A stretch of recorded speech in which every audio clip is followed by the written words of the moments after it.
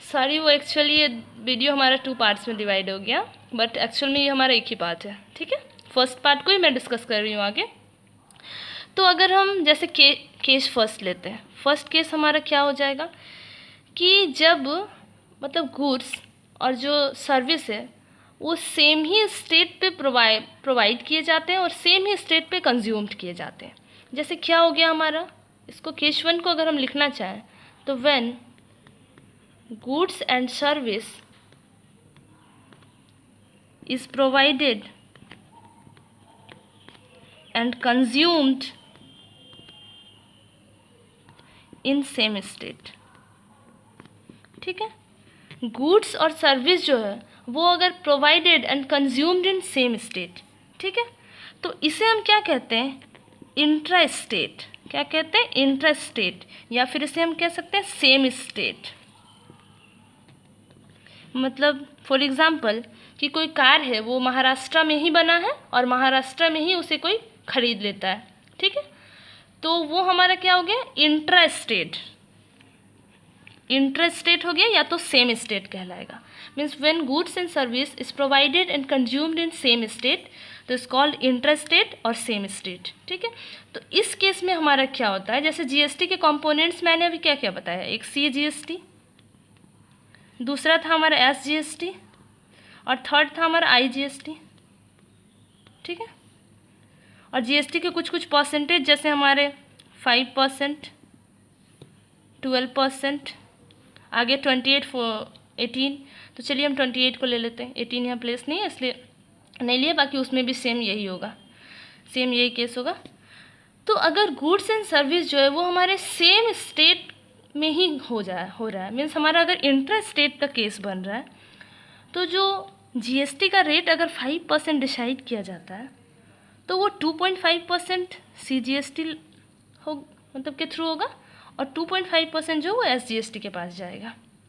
उसके बाद अगर हमारा जीएसटी का रेट को 12% डिसाइड किया जाता है तो हाफ ये डिवाइड हो जाता है CGST और SGST में, तो 6% CGST होगा और 6% हमारा कहाँ चला जाएगा, SGST के पास चला जाएगा, मीन्स स्टेट गवर्नमेंट के पास चला जाएगा। अगर जीएसटी का रेट हमारा 28% डिसाइड होता है तो जो सेंट्रल गवर्नमेंट के पास जो हमारा जीएसटी जाएगा वो 14% जाएगा और हमारा जो स्टेट गवर्नमेंट के पास जाएगा वो भी 14% जाएगा। इसे कोई जीएसटी नहीं मिलेगा, IGST कुछ नहीं होगा अगर हमारा इंटर स्टेट का केस बनता है, मीन्स सेम स्टेट में होता है, ठीक है। और जो 18% है उसमें हमारा 9% हो जाएगा, सेम ऐसे ही। सेकेंड केस को हम देखते हैं, केस 2 हमारा क्या है, तो केस 2 हमारा है when goods and service is provided and consumed in different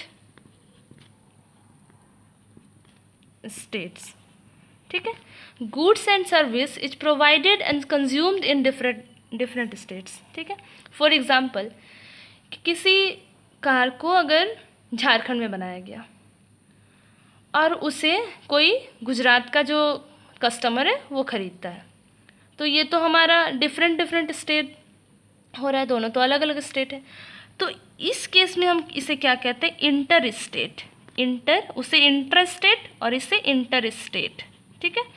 inter state या तो हम कह सकते हैं डिफरेंट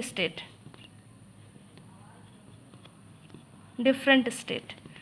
तो इस केस में हमारा क्या होता है, जो CGST और SGST है उसे वो ज़ीरो हो जाता है और जो IGST है वो कंप्लीट GST, जैसे कि हमारा कंपोनेंट क्या था, CGST, SGST और IGST, ठीक है, ये था कंपोनेंट्स ऑफ GST। अगर GST का रेट हमारा फॉर एग्जांपल अगर रेट हमारा 5% डिसाइड होता है या तो 28% डिसाइड होता है, 14% और 12% के केस में ये भी यही होगा। तो इस केस में जो हमारा CGST और SGST है वो कुछ भी नहीं लगता, मीन्स वो ज़ीरो हो जाता है, CGST और SGST ज़ीरो हो जाता है और ये कंप्लीट जो परसेंटेज है ये हमें IGST पे लग जाता है, तो ये पूरा 5% IGST हो जाएगा। उसके बाद ये पूरा 28% जो है IGST को हो जाएगा, ठीक है। इसमें क्या होता है, जो IGST है ये 5% कलेक्ट करने के बाद, जैसे कि कार हमारा कहाँ बना था, झारखंड में बना था, और मतलब बाय कहाँ के कस्टमर ने किया था, तो वो गुजरात के कस्टमर ने किया था। तो 5% जो ये कलेक्ट किया IGST, ये जो है झारखंड को, गुजरात को, प्लस में हमारा सेंट्रल गवर्नमेंट को, सेंट्रल को, ये 3 जगह ये GST को डिवाइड करेगा। झारखंड को भी देगा क्योंकि वहाँ हमारा कार बना था, गुजरात को भी देगा क्योंकि वहाँ कस्टमर ने हमारे कार को बाय किया था, उसके बाद सेंट्रल को भी टैक्स देगा। ठीक है। और एक बात आपको ध्यान रखना है कि जो GST है वो हमेशा सेलिंग प्राइस पे लगता है, क्योंकि आप तो देख रहे थे कि उसका जो मतलब वो जो मैन्युफैक्चरर के थ्रू जो प्राइस रखा गया था वो 10,000 रखा गया था। स्टार्टिंग में जो मैंने डिस्कस किया 10,000 रखा गया था। 10,000 जो रखा गया था एक्चुअल में वो क्या था, वो था जो हमारा जो होलसेलर है, होलसेलर अगर उस प्राइस मतलब उस ऑब्जेक्ट को अगर ख़रीदता तो उसे 10,000 प्राइस देने पड़ते उसके। मीन्स वो हमारा क्या था, selling price for manufacturer and is a cost price for wholesaler but is a selling price for manufacturer। तो मैन्युफैक्चरर के लिए वो हमारा क्या था, सेलिंग प्राइस था। तो उस पर हमारा जो GST का परसेंटेज जो डिसाइड किए गए हैं वो उस पर लगता है। ठीक है। तो चलिए ठीक है, आज हमारा फर्स्ट क्लास था GST का। इसके बाद हम लोग इसके आगे के पार्ट्स को डिस्कस करेंगे, आगे क्या क्या हमें इसमें पढ़ना है वो हम डिस्कस करेंगे। देन हम लोग इसके कुछ क्वेश्चंस भी डिस्कस करेंगे। तो आप इस वीडियो को बहुत ज़्यादा ध्यान से देखिएगा और thank you, have a nice day, stay home, stay safe.